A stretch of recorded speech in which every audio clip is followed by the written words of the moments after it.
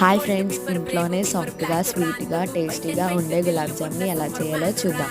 ముందుగా ఒక గిన్నెలోకి గులాబ్ జామ్ పిండిని అయితే వేసుకోవాలి. అందులో కాస్త నెయ్యి, కొన్ని పాలను అయితే వేసుకోవాలి. వేసుకుని చపాతీ పిండి కలిపినట్టు మెత్తగా కలుపుకోవాలి. తర్వాత స్టవ్ వెలిగించి దానిపైన ప్యాన్ పెట్టి అందులో వేపడానికి కావాల్సిన నూనె అయితే వేసుకుని బాగా మరగనివ్వాలి. మళ్ళీ స్టవ్ మీద ఒక గిన్నె పెట్టుకుని అందులో నీళ్ళు పంచదార వేసుకుని బాగా మరగనివ్వాలి.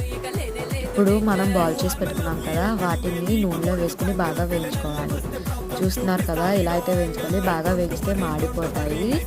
ఇంకా ఉన్నాయని మళ్ళీ వేసుకుని అయితే వేయించుకున్నాను. తర్వాత యాలకులు తీసుకుని వాటి విత్తనాలు అయితే తీసేసి ఒక మిక్సీ జార్లో పంచదార, ఆ విత్తనాలు వేసుకుని బాగా మిక్సీ చేసుకొని స్టవ్ మీద పెట్టుకున్న పాకంలో నెయ్యి, మిక్సీ చేసి పెట్టుకున్న పౌడర్ని అయితే వేసుకోవాలి. చూసారు కదా, పాకం ఒక గిన్నె తీసుకుని గులాబ్ జాములు అయితే అన్నీ వేసేసాను. అంతే, గులాబ్ జామున్ అయితే రెడీ అయిపోయినాయి. Thanks for watching.